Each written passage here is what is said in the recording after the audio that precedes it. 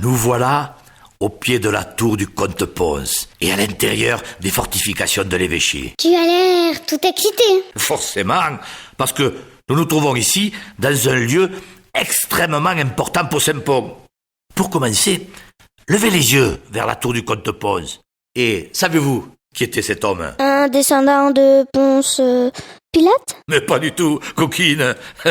Le comte Raymond Pons, comte de Toulouse, a donné son nom à la ville. C'est lui qui a créé l'abbaye bénédictine en 936. À cette époque, seule la bourgade de Thomières existait.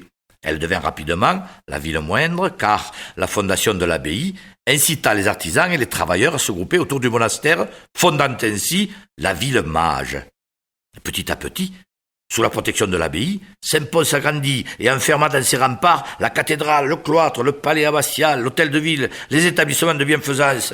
C'était donc une ville importante. Et bien sûr, d'autant qu'en 1318, l'abbaye devint évêché et l'église devient cathédrale. Nous ne voyons aujourd'hui qu'une petite partie de l'ensemble médiéval.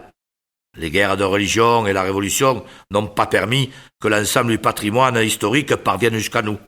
Mais admettez qu'il y a de beaux restes. Dis, la tour ressemble à un château fort. Il y a des oubliettes dedans? Eh non, c'était des prisons.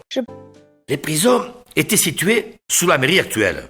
Elles s'étendaient jusqu'à la tour du comte Pons. L'actuelle salle de réunion de la mairie correspondait à la cellule des femmes. Une toute petite fenêtre grillagée l'éclairait.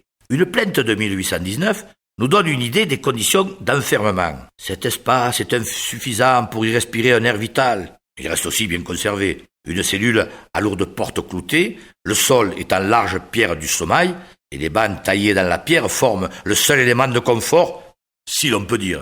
Le parking de la mairie, devant la tour, était la cour de la prison. Ça alors? Les prisonniers, 30 en moyenne, étaient enchaînés et vivaient dans des conditions infectes, sans matelas, sans drap, sans couverture. On leur donnait peu de nourriture et évidemment, il n'y avait pas de chauffage. Je n'aurais pas aimé être à leur